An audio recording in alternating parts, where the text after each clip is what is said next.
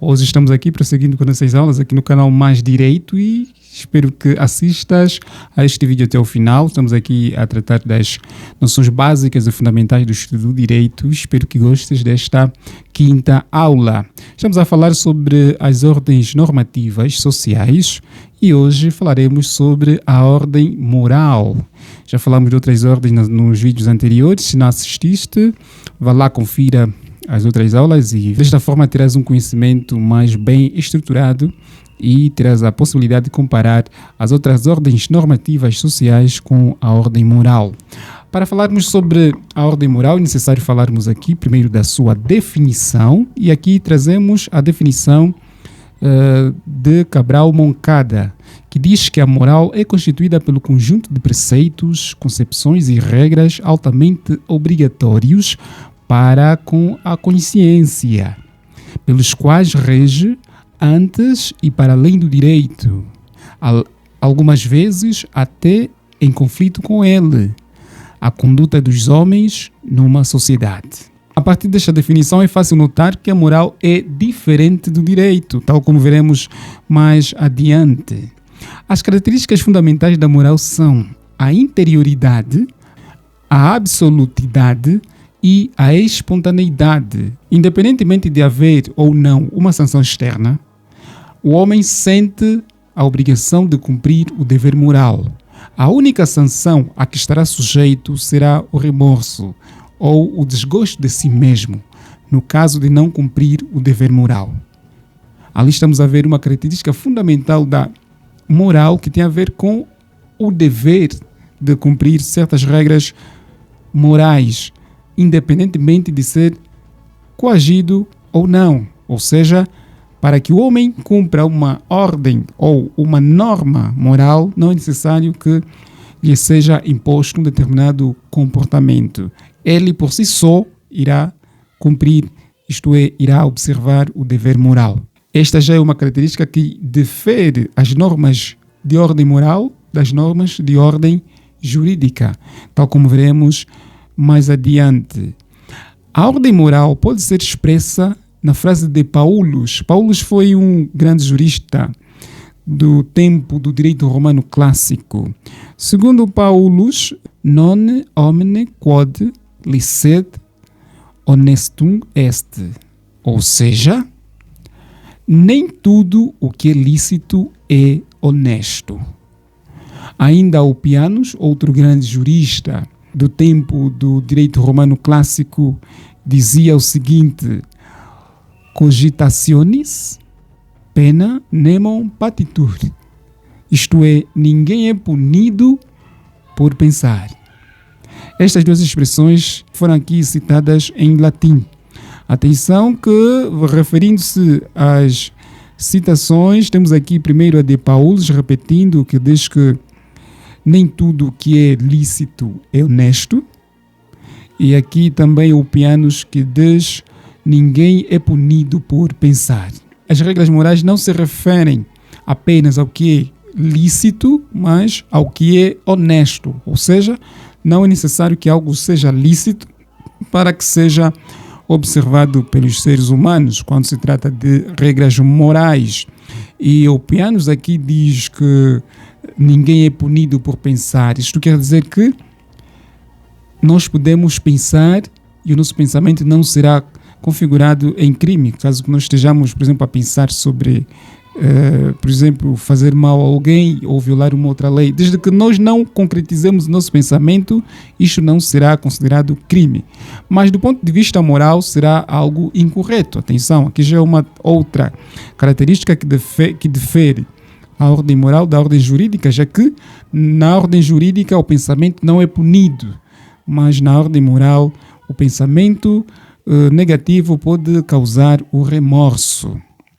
A ordem moral ocupa-se ao que se processa no plano do pensamento e de consciência, não é? Aquilo que se passa na nossa consciência, que são os atos internos, as nossas ideias, nossos pensamentos, onde mais foca o nosso pensar no dia a dia. É disto que se ocupa a ordem moral. Os autores criaram vários critérios para diferenciar a ordem moral do direito. Temos aqui o primeiro critério, que é o critério teleológico. Segundo o critério teleológico, a moral interessa-se pela realização plena do homem, ou seja, tem um fim pessoal. Né? Sentir-se moralmente correto é um fim pessoal. Enquanto o direito tem em vista a realização da justiça para assegurar a paz social, necessária convivência em liberdade, isto é, tem um fim social. A moral tem um fim individual ou pessoal e o direito tem um fim social ou coletivo. Todavia, a moral também pode prosseguir um fim social e o direito um fim pessoal, embora não de forma exclusiva. Que aqui também dizer que isso não significa dizer que o direito não tem fins pessoais e a moral também não tem fins sociais, mas aqui refere-se à característica de forma geral, ou seja, o direito tem em vista a convivência harmônica ou harmoniosa na sociedade e a moral tem a ver com estar bem consigo mesmo. O segundo critério de diferenciação entre a moral e o direito é o critério da perspectiva. A moral incide sobre a interioridade ou motivação dos atos e o direito atende ao que externamente se manifesta, isto é, ao lado externo. Este é o critério da perspectiva.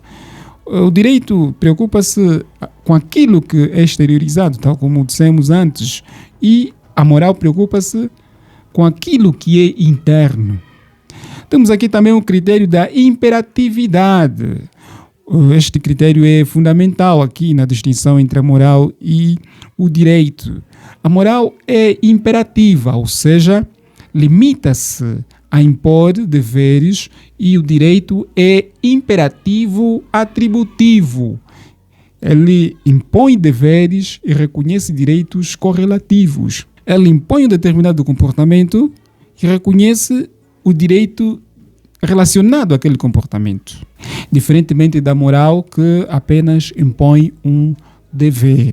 Ou seja, aqui a característica do direito de imperativo atributivo quer dizer que eu tenho o dever de respeitar o direito de alguém e esta pessoa tem o direito de reclamar que eu respeite o direito de alguém.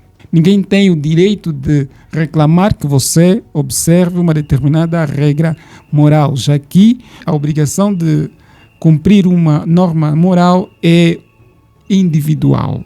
O indivíduo impõe-se a cumprir aquela determinada norma moral. Outro critério de diferenciação entre o direito e a moral é o critério da forma ou dos meios, que diz o seguinte: as normas morais são incoercíveis. Isto é, o seu cumprimento só poderá efetuar-se de forma espontânea e as normas jurídicas gozam de coercibilidade, pois há a possibilidade de recorrer à força para garantir a sua observação. Tal como disse antes, no cumprimento das normas de natureza moral, o indivíduo tem a liberdade de cumprir ou não. Ele sozinho impõe-se. Não existe uma obrigação ou um comando externo que lhe impõe aquele determinado comportamento. Já nas regras de natureza jurídica, existe o mecanismo de coercibilidade, ou seja, eu posso ser obrigado a cumprir aquela determinada norma. Se eu não cumprir, serei punido. Esta é a característica coerciva do direito.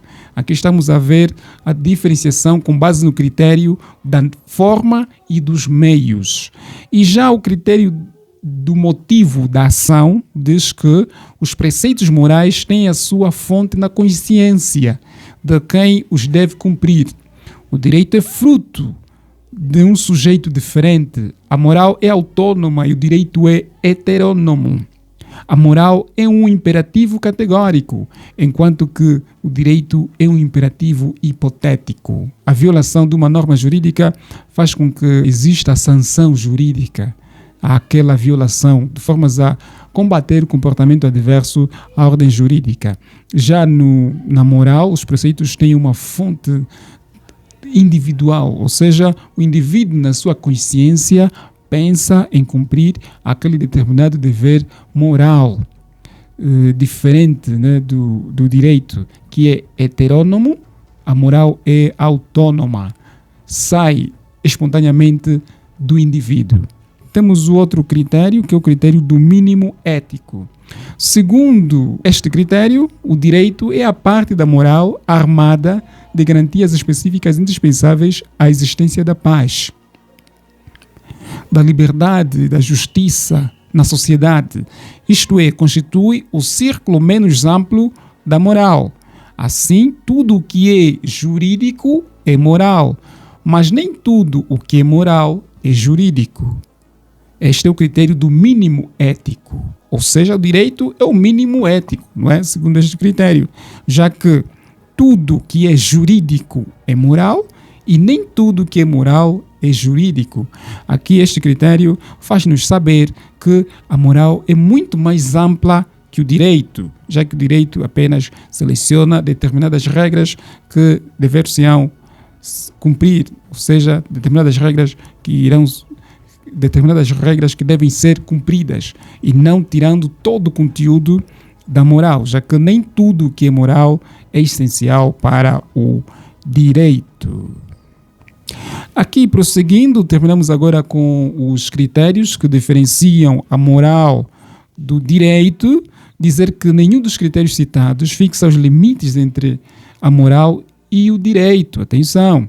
Para Santo Justo, há determinadas normas que são jurídicas, que apresentam soluções jurídicas, não é?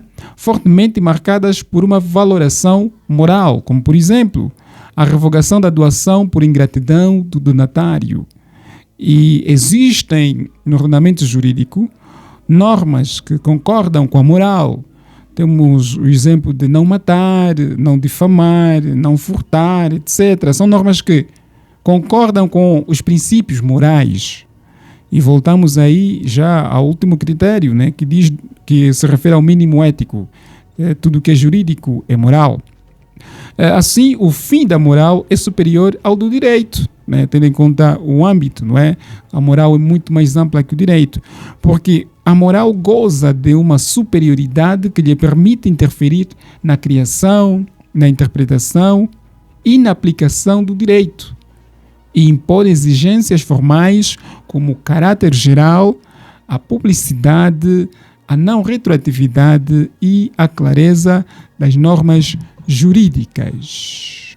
Para termos uma noção mais bem solidificada sobre as regras morais, ou seja, sobre a ordem moral, temos aqui alguns exemplos de regras morais, né, que temos observado ou temos violado no dia a dia, dependendo das circunstâncias.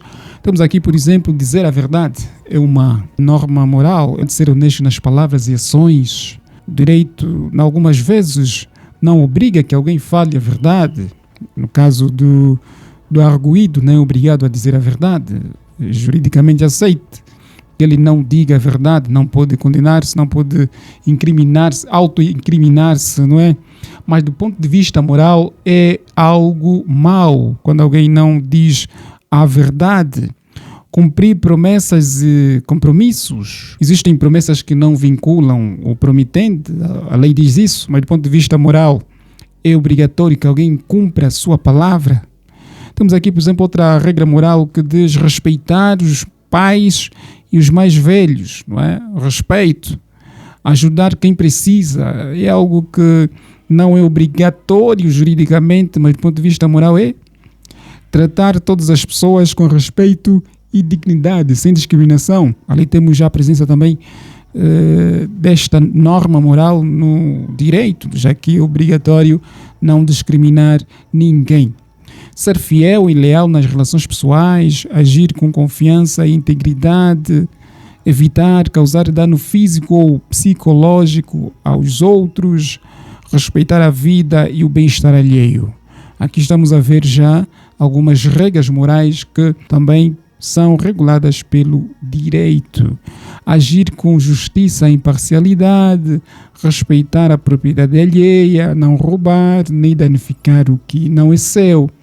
Ser humilde e reconhecer os próprios erros. São alguns exemplos de regras morais que fazem parte da ordem moral. E como é que essas regras são violadas? Por exemplo, mentir, quebrar promessas, desrespeitar ou maltratar os pais ou idosos, quebrar promessas, né? Já falei, ignorar o sofrimento alheio, discriminar pessoas, trair a confiança de alguém, agredir fisicamente ou verbalmente os outros, ser injusto deliberadamente, roubar ou danificar bens alheios, negar ou esconder os próprios erros, são violações das regras morais. Então chegamos ao fim da nossa aula hoje, falamos sobre a ordem moral. Na próxima aula falaremos sobre a ordem do trato social e depois, na outra aula, né, a seguir à próxima aula, falaremos sobre a ordem jurídica. Começaremos a falar de forma efetiva sobre o direito. Entraremos na matéria propriamente jurídica. Muito obrigado por assistir esta aula. Estaremos juntos na próxima aula. Inscreva-te no nosso canal, caso não estejas inscrito. Nós iremos postar aulas do princípio ao fim do curso de Introdução ao Direito e também partilharemos assuntos jurídicos e outras aulas também que poderão, depois deste curso, surgir. Então é do teu interesse seguir-nos, caso goste de Direito, caso seja jurista ou então um estudante de Direito. Se tens curiosidade nas matérias jurídicas, aconselho-te a seguir este canal, já que aqui tratamos de Direito na perspectiva do direito angolano e trazemos matérias que poderão ajudar você durante a sua formação. Poderás aqui partilhar seus conhecimentos, comentando, sugerindo e dando opiniões sobre as nossas aulas. Muito obrigado por nos assistir. Estaremos juntos na próxima aula. Eu sou o Fernando Chissing. Até já.